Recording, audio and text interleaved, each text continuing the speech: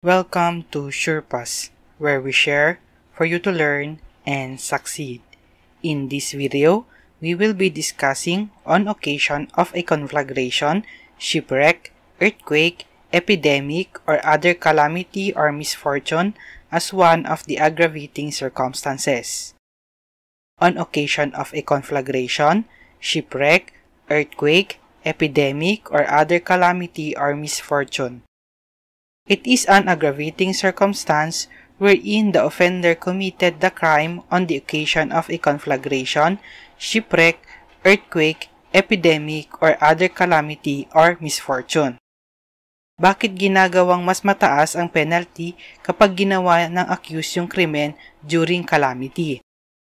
The basis of this aggravating circumstance has reference to the time of the commission of the crime. Mas mataas yung penalty dahil instead na tumulong ka during calamity, lalo mo pa silang pinahirapan dahil sa pag-commit ng krimen. In other words, namantala ka. When considered as an aggravating circumstance. To appreciate this circumstance, the offender must take advantage of the condition brought about by a calamity or misfortune to facilitate the commission of the crime or to ensure impunity. Hindi porket may kalamidad noong ginawa yung krimen ay agad na itong i-consider na aggravating circumstance. Dapat yung offender, sinamantala niya yung kalamidad upang magawa ang kanyang masamang hangarin. Example, habang nasa mall ka, biglang nagkaroon ng malakas na lindol. Nakita mo ngayon yung store ng mga gadgets na iniwan ng mga employees. Yung employees ay lumabas para i-save ang kanilang buhay. Since wala ng tao sa store, sinamantala mo ngayong nakawin ang mga gadgets na nandoon.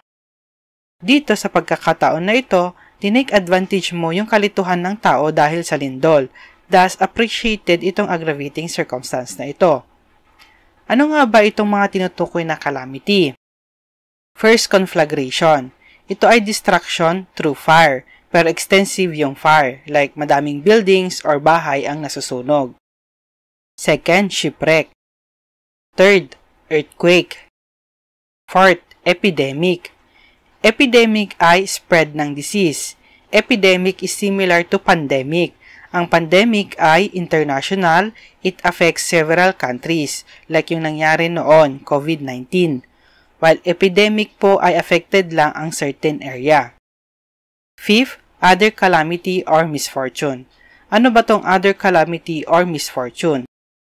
It refers to other conditions of distress, similar to those enumerated, namely conflagration, shipwreck, earthquake, and epidemic, such as the chaotic conditions resulting from war or the liberation of the Philippines during the last World War. Thank you for watching. If you like this video, don't forget to share it and to subscribe.